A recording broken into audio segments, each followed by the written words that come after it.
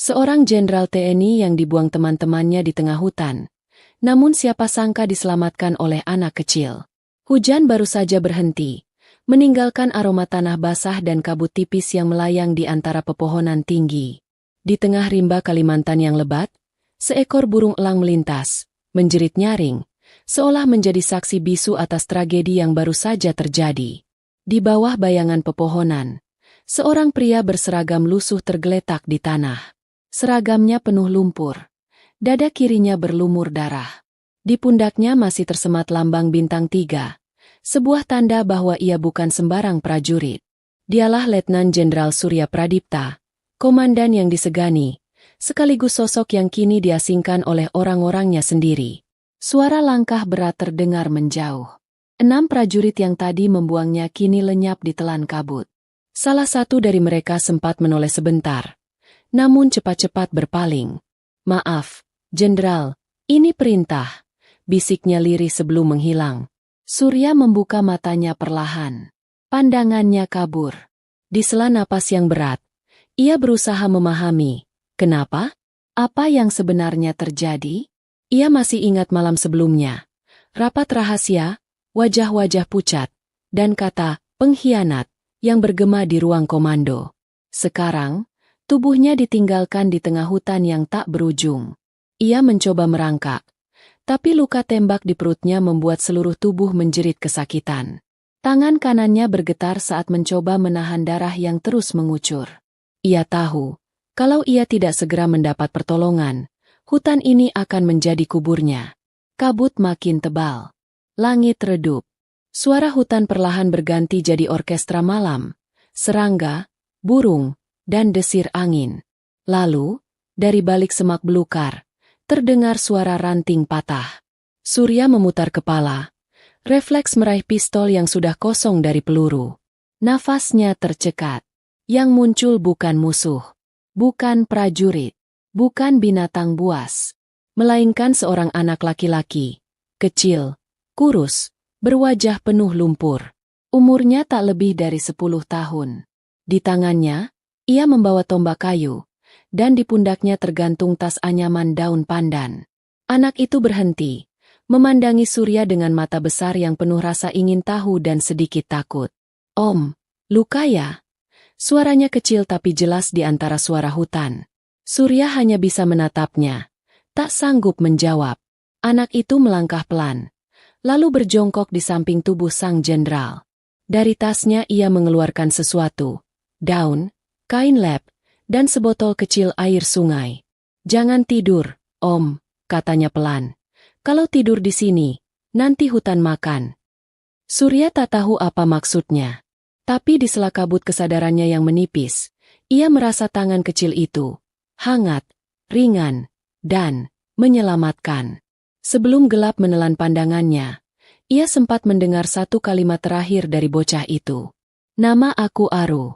Aku tinggal di sini, di hutan ini." Ketika Surya membuka matanya, dunia terasa asing. Langit-langit dari anyaman bambu, suara air menetes dari luar, dan aroma asap kayu memenuhi hidungnya. Ia tidak lagi berada di tanah berlumpur. Tubuhnya terbaring di atas tikar daun pisang, dan perutnya terbalut kain putih yang kaku oleh darah kering. Seseorang telah menolongnya. Suara langkah kecil terdengar dari luar. Tak lama, sosok bocah laki-laki itu muncul. Aru. Di tangannya ada mangkuk tempurung kelapa berisi air rebusan dedaunan berwarna kehijauan. "Om sudah bangun," katanya riang, menaruh mangkuk itu di dekat kepala Surya. "Bagus. Aku kira Om sudah dibawa roh hutan."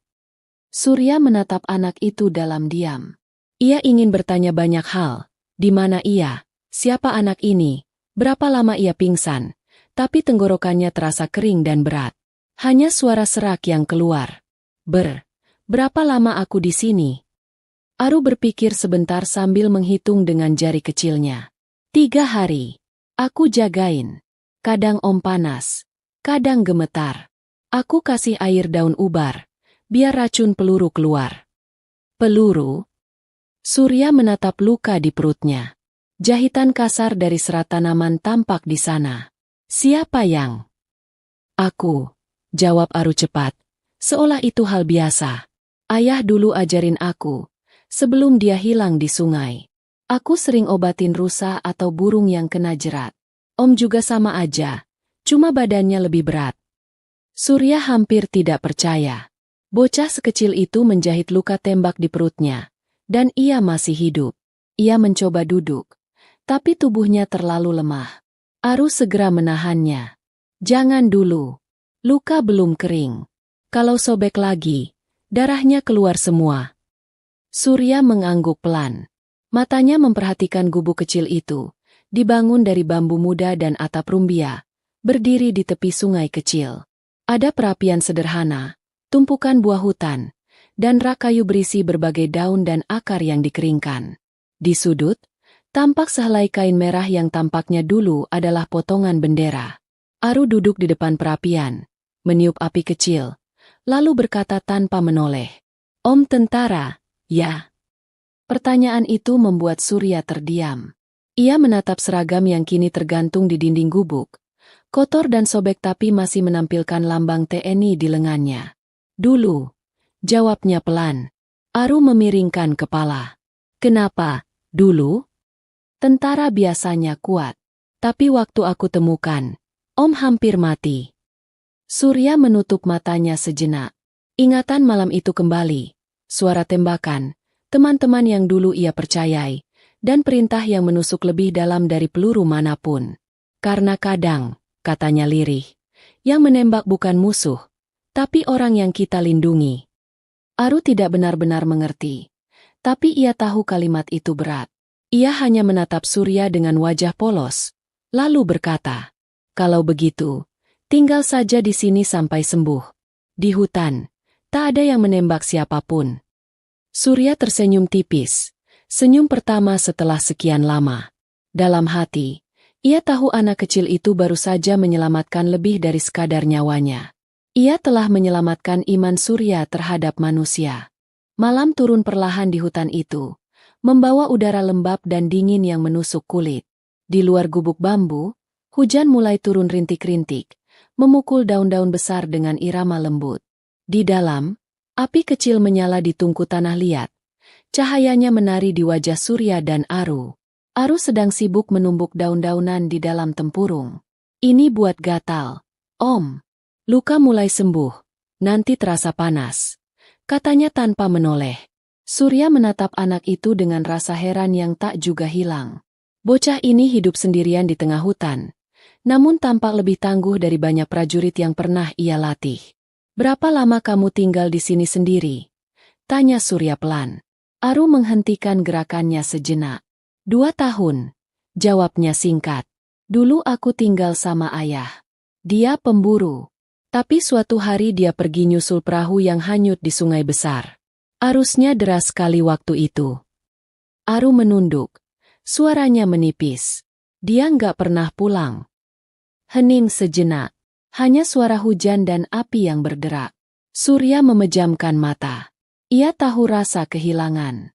Ia tahu artinya ditinggalkan oleh orang yang paling dipercaya.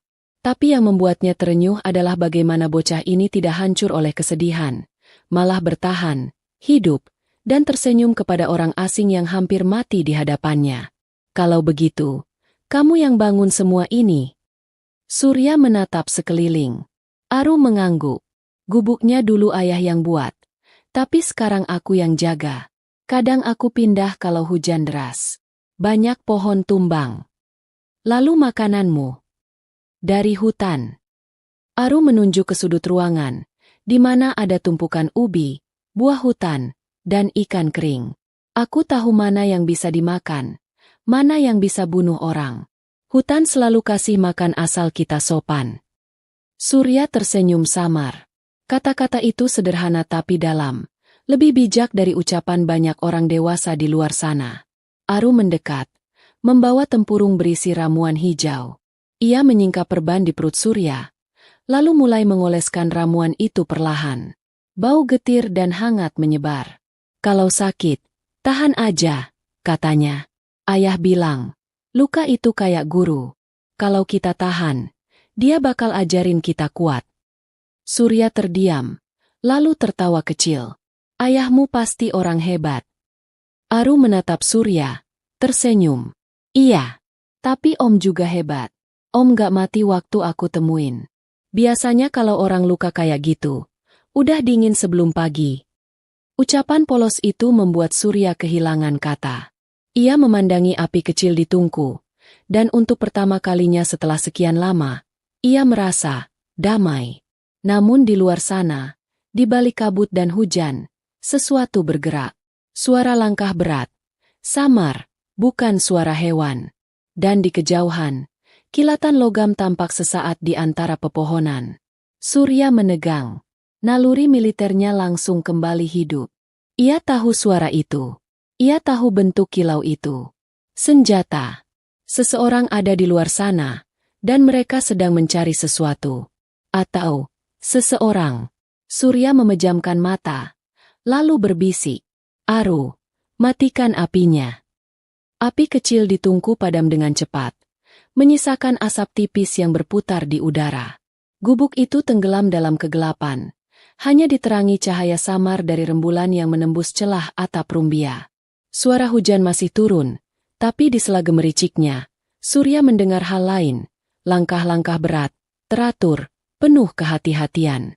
Itu bukan hewan. Itu manusia bersenjata. Aru menatap Surya dengan wajah bingung, tapi menuruti perintah tanpa bertanya. Ia menyingkirkan tungku kecil itu dan menutupinya dengan kain basah agar tak ada bara tersisa. Ada apa, Om? Bisiknya. Diam, jangan bersuara, jawab Surya pelan.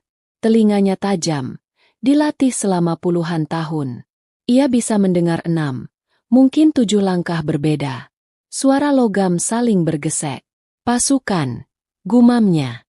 Mereka mencariku. Aru menelan ludah. Mereka teman Om. Surya menatapnya, lalu menggeleng pelan. Tidak, mereka orang yang ingin aku tidak ada. Anak itu tampak ketakutan, tapi menahan diri. Ia mengambil tombak kecilnya dan merunduk di dekat dinding bambu, mengintip keluar lewat celah. Dalam kegelapan, tampak bayangan hitam-hitam bergerak perlahan di antara pepohonan, membawa senter dan senjata. Om, mereka banyak, bisiknya gemetar. Surya tahu ia belum cukup kuat untuk bertarung, bahkan sekadar berdiri saja sulit. Tapi kalau mereka menemukan gubuk ini, Aru akan ikut terancam. Ia menatap bocah itu dalam hening, lalu berkata lirih, Aru, dengarkan aku. Kalau mereka sampai ke sini, kamu harus lari. Pahami hutanmu. Jangan pernah kembali sebelum matahari terbit. Aru menggeleng cepat. Aku nggak mau ninggalin Om. Ini perintah. Suara Surya tiba-tiba tegas, seperti ketika ia masih memimpin pasukan di garis depan. Tapi suaranya kemudian melembut. Kalau aku tumbang, setidaknya satu dari kita harus hidup. Hutan ini lebih kenal kamu daripada aku. Mata Aru berkilat dalam remang cahaya bulan. Ia menggigit bibirnya, lalu mengangguk pelan. Dari luar, terdengar suara keras. Jejak darah ke arah sungai. Periksa gubuk itu. Surya menahan napas. Mereka sudah sangat dekat. Langkah-langkah itu makin jelas. Cahaya senter menyorot di antara dinding bambu. Dalam hitungan detik, mereka akan tahu bahwa ada orang di dalam. Surya menoleh ke sekitar, mencari sesuatu, apapun yang bisa jadi alat pertahanan. Aru, cepat berpikir, meraih seikat daun kering dari pojok ruangan dan melemparkannya ke belakang gubuk. Beberapa detik kemudian, suara brak terdengar ketika ranting patah di arah berlawanan. Di sana, salah satu prajurit berteriak, dan suara langkah mereka beralih ke sisi lain hutan. Surya menatap Aru dengan takjub. Anak itu tersenyum kecil. Ayah ajarin. Kalau mau sembunyi, kasih suara buat nyasarin. Bagus sekali, gumam Surya lega. Tapi ia tahu itu hanya menunda. Pasukan itu pasti akan kembali. Ia menghela napas panjang, menatap luka di perutnya, lalu berbisik. Kita harus pergi malam ini juga. Aru terdiam sejenak, menatap hujan yang masih turun. Kemana? Surya menatap keluar jendela kecil dari bambu, ke arah utara, ke dalam hutan yang lebih gelap, lebih lebat, dan penuh misteri.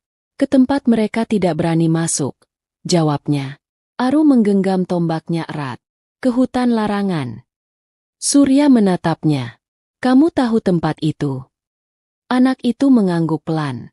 Ayah dulu bilang, di sana bukan cuma binatang yang jaga, tapi roh-roh lama. Surya tersenyum tipis. Kalau itu yang membuat mereka takut, mungkin di sanalah kita bisa hidup. Dan malam itu, di bawah hujan yang tak berhenti, seorang jenderal terluka dan seorang anak kecil berjalan meninggalkan gubuk bambu, menuju kegelapan hutan larangan, tempat di mana bahkan para prajurit pun enggan melangkah. Hujan belum berhenti ketika mereka mulai berjalan. Langit seperti tirai abu-abu yang tak kunjung terbuka, dan suara guntur jauh bergema di antara lembah. Aru berjalan di depan. Langkahnya lincah meski tanah licin dan gelap. Surya menyusul di belakang, berpegangan pada batang pohon setiap kali tubuhnya mulai goyah. Udara di sekitar berubah perlahan. Semakin jauh mereka melangkah, semakin sunyi hutan terasa. Tak ada suara serangga, tak ada burung, hanya desiran angin dan tetesan air dari dedaunan. Tempat ini berbeda, gumam Surya lirih. Aru menoleh cepat. Itu tandanya kita sudah masuk hutan larangan, katanya. Ayah bilang, kalau sudah sunyi begini, berarti kita sedang dilihat. Dilihat oleh siapa?